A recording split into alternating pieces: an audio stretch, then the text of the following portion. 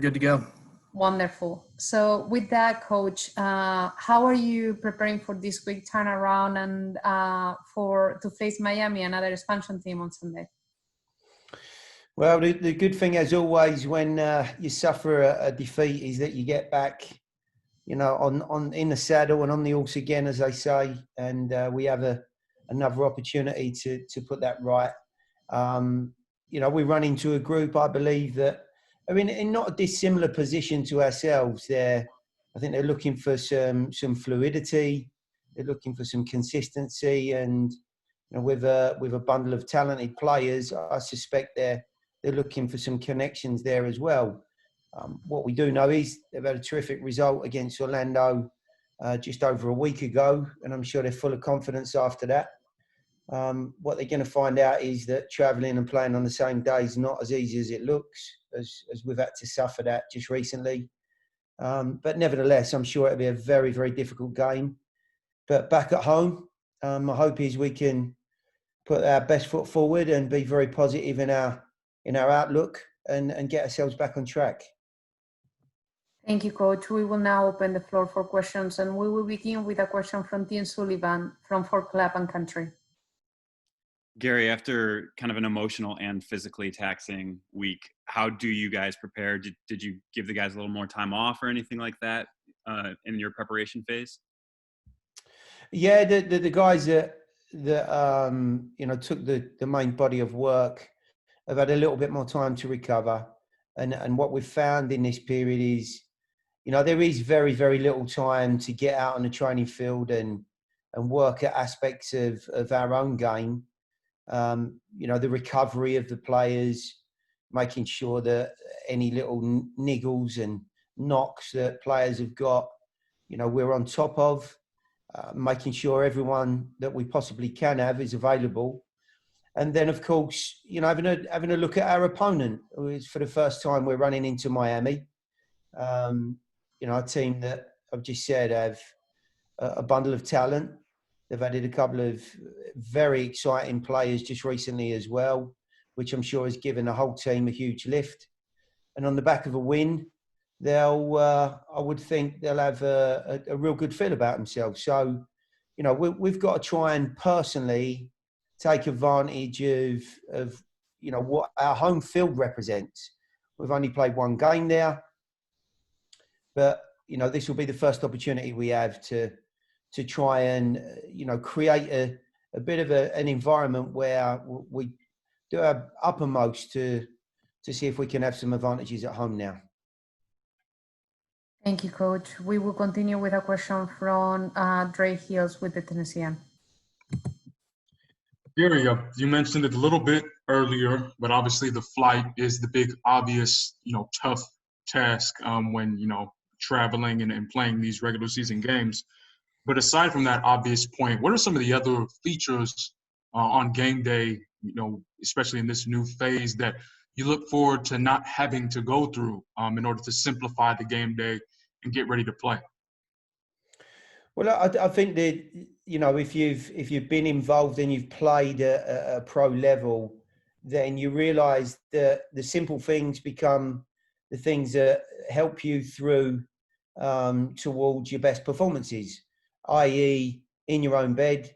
You get up, you're in your own environment, you have your food of choice, you have a routine during the day, maybe asleep in the afternoon at the time you choose to. Our report time in at the ground, doesn't involve waiting around anywhere. It doesn't involve being in a different place or environment, or having things that, normally you look at as simple and straightforward, but they're no longer there. And of course, you've spoken about the difficulties and the stresses and strains of travel on a day. And, we've experienced all of them. So the guys who get a sensible night's sleep, they're in their own homes, they'll be at the ground in a sensible time before the game. And I'm hoping that extra, sort of appreciation of surroundings will give us that little bit of extra spring in our stride that I think we need now. after 4 long, hard away games. We will go with a question from Bob Kuzek with ABC2. Gary, how's the field look out there? Have you guys had a chance to practice at Nissan? We haven't, no, due to, you know, the ongoing protocols and situation around COVID. It's difficult to, you know, come out of our own secure training ground environment. And also, I'm guessing that preparations for tomorrow are getting everything in place. And, you know, we know what that's like at the moment. Everyone's got to be cleaning stuff down and getting themselves scrubbed up for the following day. So we haven't been there. I'm suspecting that due to little or no activity on the field at this point in time. I know that the NFL season's not far away, but I would hope that the field's in pretty good shape. We will go on with a question from Ben Wright with Speedway Soccer. Yeah, Gary, after the protests we saw around the league on Wednesday night, have you been a part of any conversations with the players on what happens going forward? And if so, what have those conversations been like? Well, of course, we're in constant communication with the players and we're supportive of whatever their direction is and respectful of any choices that are made.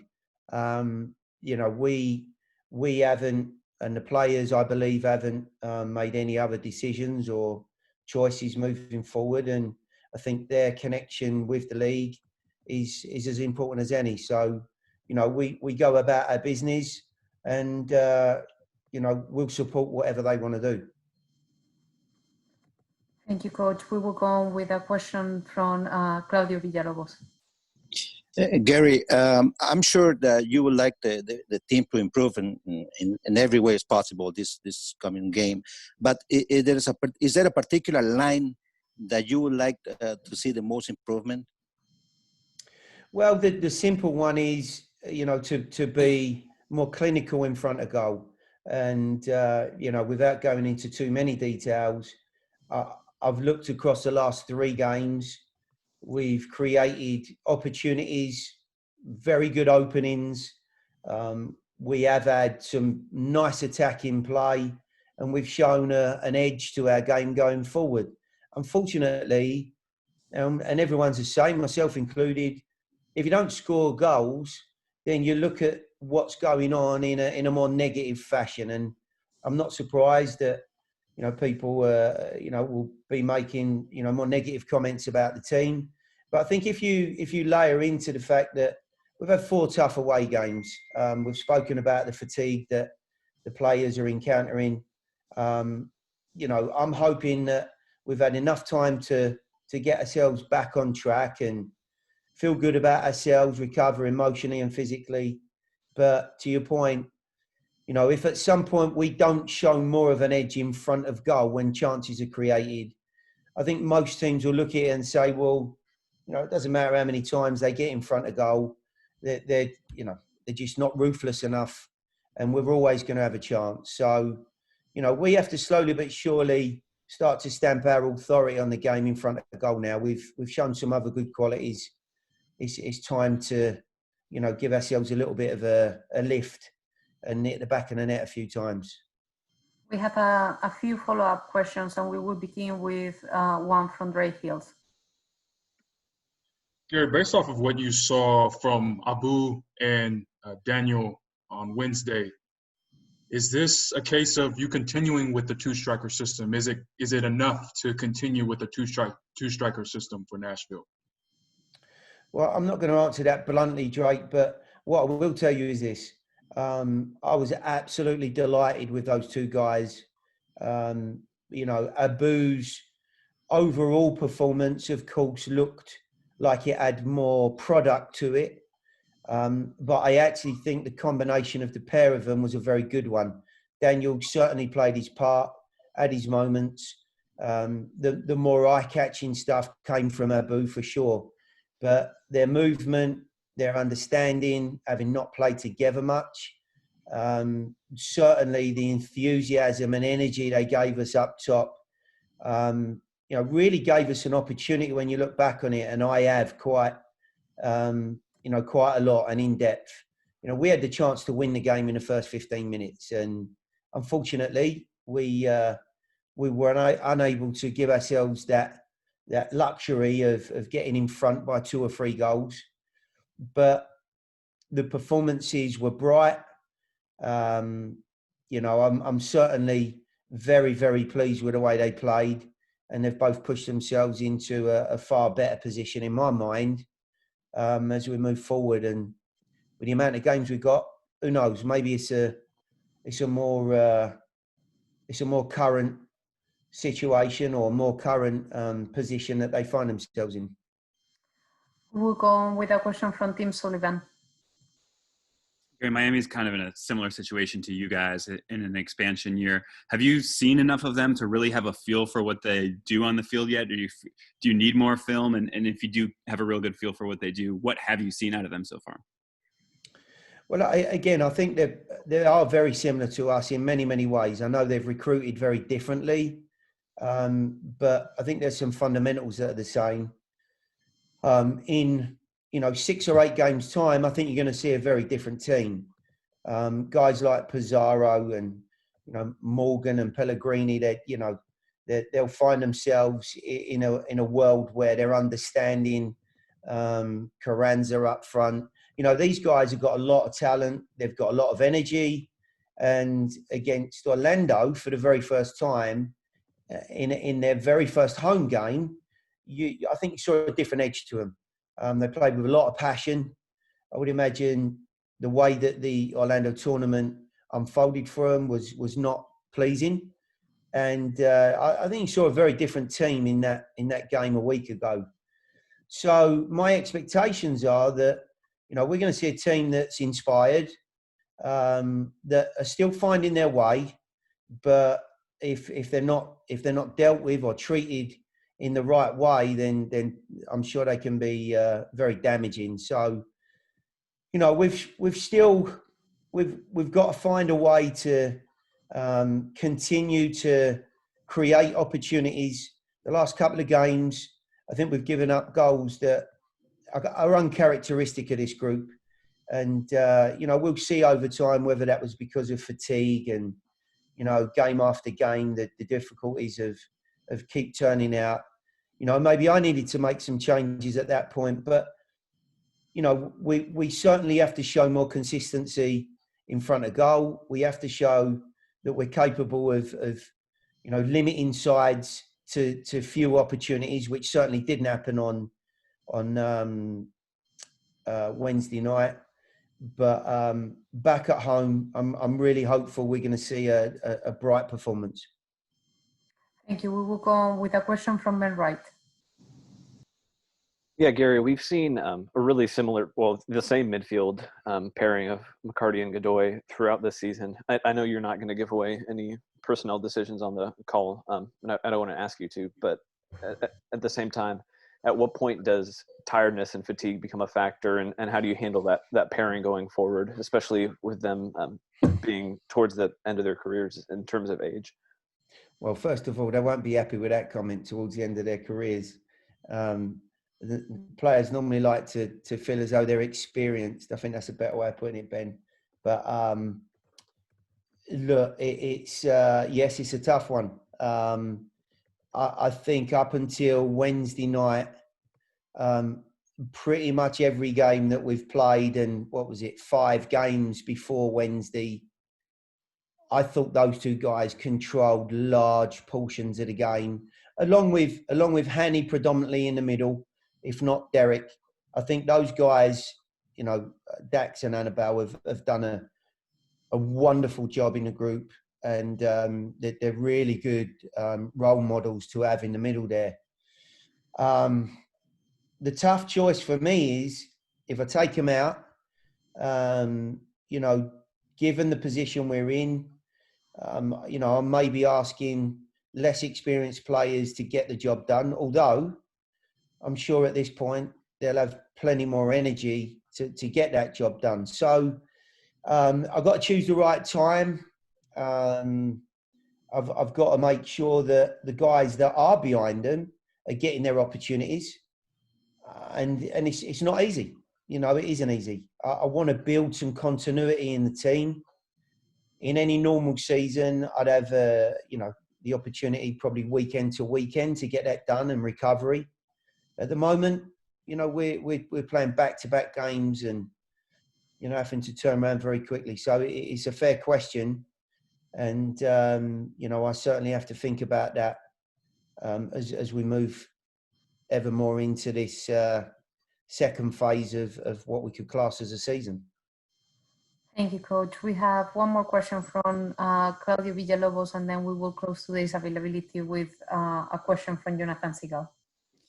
Gary, obviously, this has impacted players in different ways, and you know better than all of us because of you work with them. But what is the case with Randall Leal? I mean, does it look to you like he's not really a different player, but sometimes it looks like he's been more frustrated since he's coming back to play? If you compare them to the Randall that initiated the season. Yes, it's a fair question. I think Randall's being asked, you know, an awful lot of a young player. I'm asking him, you know, to adapt to a new team and tactically take on board a lot of information. And he works regularly, day on day, with Steve Guppy, his own game, his own techniques, his own 1v1 situations that we know that, you know, will make a difference not only for the team, but will, you know, be a huge boost for the player as well. He's working incredibly hard for the team, and I can't be more complimentary about his attitude for the group. And I think, again, a question before, I think it was from Ben about, you know, changing the team up and giving players a rest. You know, we've got players like Randall who have had such a stop-start season. They're now played 4 games away from home. I'm sure Randall has never got off a flight, played a game. For 2 of the last 4 games, he's not been home before 2 o'clock in the morning. We're playing again 2-3 days later. It's a huge demand on his body. And I think Randall's coming to terms with what this new season or this season looks like. And I think it's my job, it's Steve Guppy's job, you know, with some feedback from Randall on how he feels and where he, you know, where his body and his mind are at. But what I will tell you is he's a very genuine young man. He's obviously desperate to do well, and we're all desperate for him to be, you know, showing the sort of qualities, like he said, in the first 2 games we saw. But, you know, I'm really likening this period of time to pre-season. I know they're for points, which makes it all the more difficult. But we came off of a 4 or 5 month layoff. We have had no competitive games in that time other than amongst ourselves. I would never have played these players, including Randall, for 90 minutes 4 times in the space of what is just over 2 weeks. I would never have done that in pre-season. So they're being asked to do a lot more than they've probably would have been. And maybe because that's because their qualities and, you know, my respect for them is that high. But on the flip side, it takes its toll. So I think this is an ongoing process now in an environment that none of us have experienced before. And we're all pretty much learning on the job. So, you know, we're all doing our best. And I think Randall's one of those players. Thank you, Coach. We will finish up today with a question from Jonathan Seagal with MLSsoccer.com. Hi, Gary. Thank you for taking the time. As we've seen expansion teams enter this league, there's oftentimes comparisons between them, especially when they're entering in the same season. How do you view those between Miami and Nashville, 2 clubs that have obviously gone about their first season in terms of roster build in slightly different fashions? Do you put much weight into those comparisons, or is it kind of, hey, we got our blinders on, we're doing our thing, they're doing their thing, and like, do you put any weight into those comparisons? No, I mean, look, the only comparisons that you can make are, it doesn't matter who they sign to their roster. The likelihood is those players have never worked on the same field together before. Maybe one or two of them, but you know, you've got a brand new coach, you've got a brand new environment. The players have got a brand new city to settle into, and of course they're dealing with the same problems with regards to logistics and schedules as we are. So the season's been stop-start for them. I'm sure, you know, I looked at some of the press that surrounded them when they left the Orlando tournament, and I thought it was completely uncalled for. You know, 5 games beaten, you know, I don't know, some sort of record for a brand new franchise, or the worst start for a brand new franchise. Look, I would imagine, and you put yourself in their shoes, they played 2 games at the start of the season. I have no idea what their preparations for the Orlando tournament was. I mean, we suffered our own problems there, so I can only imagine how difficult it was for them to settle in, as with all the other teams. The difficulties are that we're both encountering is that you've got to try and find a rhythm and an understanding. And the one thing that both teams need are games. They need games. They need time to work together on the training field. They need an understanding between individuals. And it's not just about the season being fragmented. It's the way that people live their lives at the moment. You know, the training ground is a different place to what it looked like before COVID. You know, players are not allowed in certain areas together, if at all, during the day. You know, we're going around in small groups at best to make sure that we keep our social distancing. And I could go on and on. You know, eating times.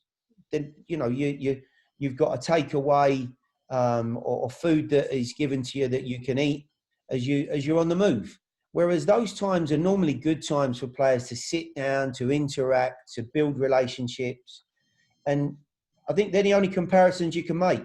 They've signed different players. They have probably a different budget and a different idea about they want to go about their business. That's you know, that's their way. And there's plenty of other teams in the league that are going that way as well. So, you know, the only things that are the same are what I've mentioned. And it can result in you know, inconsistencies.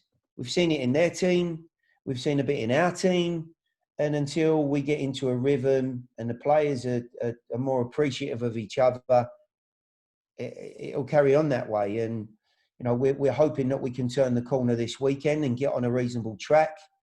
For every time you see some good signs, you see 1 or 2 things that you know you've got to improve. And unfortunately, that's the way with expansion teams. But it doesn't stop you having the ability to win. It doesn't stop you having the ability to be passionate. But in terms of identity, you're probably not going to see that shine through until a little bit further down the line for both teams.